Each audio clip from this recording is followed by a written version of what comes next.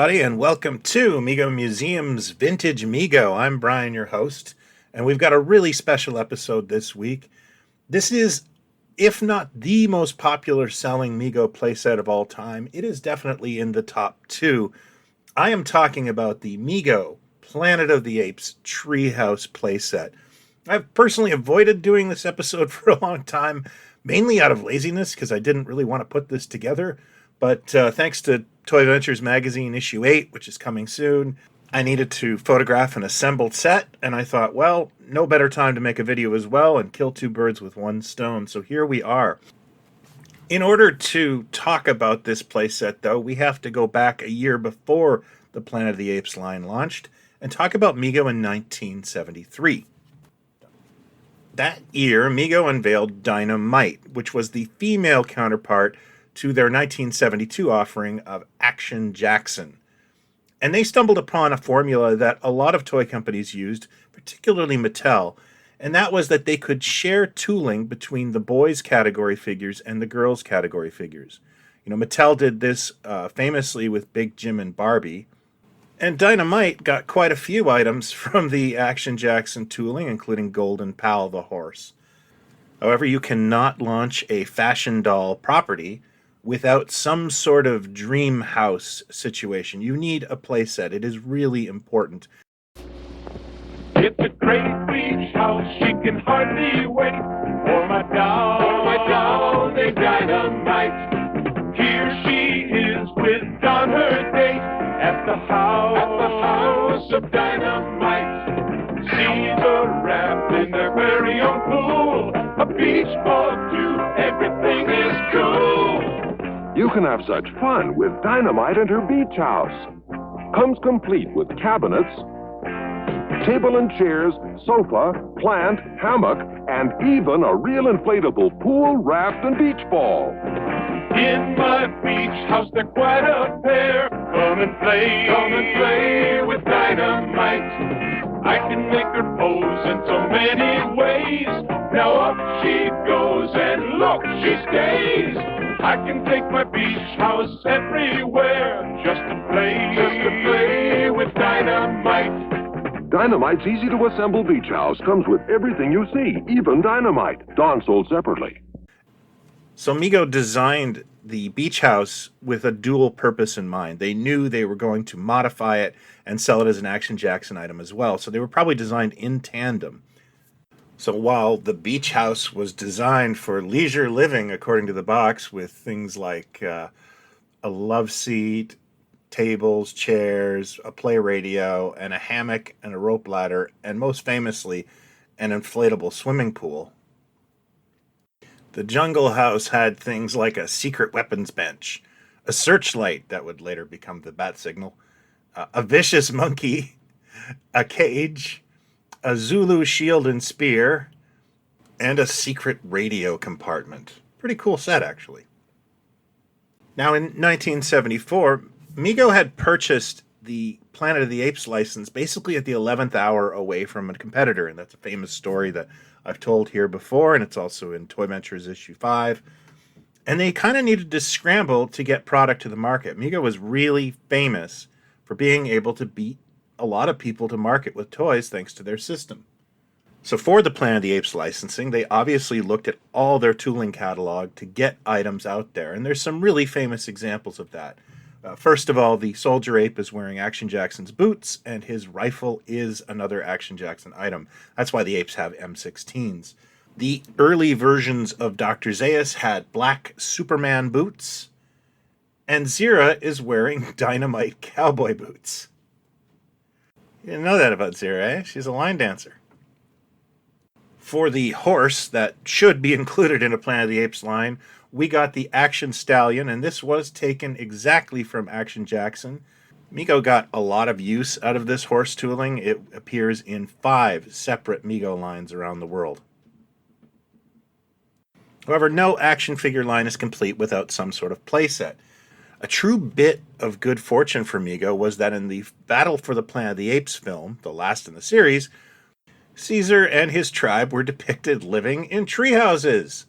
This allowed Mego to take something they already had, repurpose it, and get it on the market for Christmas 1974. Famously, they also created the Planet of the Apes Village that year, and I've done a video about that I will link to here.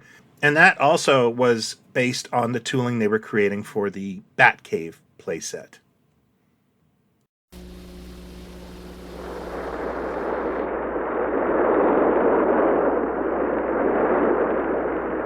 Oh, I wonder where I am.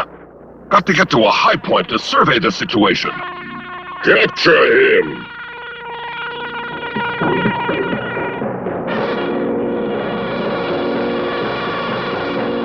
Oh no, I'm trapped by the apes.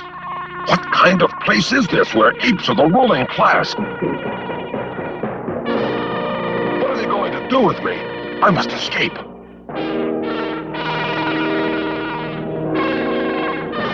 This one's too smart. We better take care of him. We can't afford to let the human remain a free thinker. We've got to operate. What are they going to do to me? They're going to operate on me and make me a slave. I've got to help. Gotta run when he looks the other way. Made it! Get him! Take that! What strange planet can I be on? Oh, no. So overall, there were a few changes made to the set to make it more palatable to the Apes fan. First of all, the colors were toned down from the Dynamite house to a more tan. New accessories were included, a jail cell to hold your human captives, a laboratory table to perform dissections on, super, 3 control sticks, which were actually Action Jackson baseball bats, 3 rifles, which were again recycling the M16 from the Action Jackson Army sets, and a capture pole with a net so the apes could round up human beings. There were a few curious holdovers from the other sets. The weapons bench remained, as did the rope ladder and the hidden radio, which really didn't make any sense at all, and I'm imagining if some of you got this for Christmas, you were confused by that. One of the things I discovered in doing this episode and finally assembling my treehouse that has been sitting here for 30 years is I have a white table for the lab, and that's really unusual.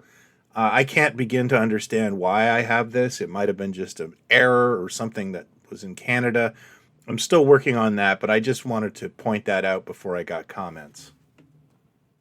The Planet of the Apes Treehouse was very well received by retail buyers who almost all put it in their department store wish books that year, making it one of the top 10 toys of the Christmas season for 1974. Mego famously sold millions of Planet of the Apes action figures, and Mego sold hundreds of thousands of Treehouse playsets in the 2 years they were available. The only Mego playset I think that may have outsold it is the Star Trek Enterprise Bridge. Both of those playsets were just sales dynamos for Mego. There are several packaging variations for the Treehouse, and we'll go through them right now. In addition to the regular US box, there is something called the gift set box. This is basically the same package with a sticker on it, but inside you get all 5 of the first wave of ape figures in baggies. This is a hard to find set. It's something I'd really like to own one day, but I'm pretty sure I'm not going to be able to swing the cost of it. The set was also released in Canada, where I'm from, and it came in a much smaller box that identifies Parkdale Novelty as the distributor for Mego in Canada, and of course, famously has bilingual packaging, as we have 2 official languages here in Canada. The third version of the Treehouse that was released came out in Mexico, where a company called Cipsa released it under the name Garida Simia, and I apologize for my Spanish. It's not good. This was their El Planeta Simios line, which is famous for releasing the apes without pants, although it kind of works. The major difference to this set is that the tan vinyl that is used in the US and Canadian sets is replaced by this, faux wooden log looking cardboard. That is not very sturdy. I don't know how this didn't just fall apart, to be honest with you. On the secondary market, the Treehouse is still pretty easy to find. It's a bit of a challenge to find it complete or sealed. However, there are a lot kicking around, and there's certainly a lot of parts that you can also buy to complete one. The rarest set would be the gift set with all the figures. There's not a lot of those floating around. Some of the department store catalog boxes, the mailer boxes might be a challenge. And of course, the SIPSA set is quite difficult to find mint in box.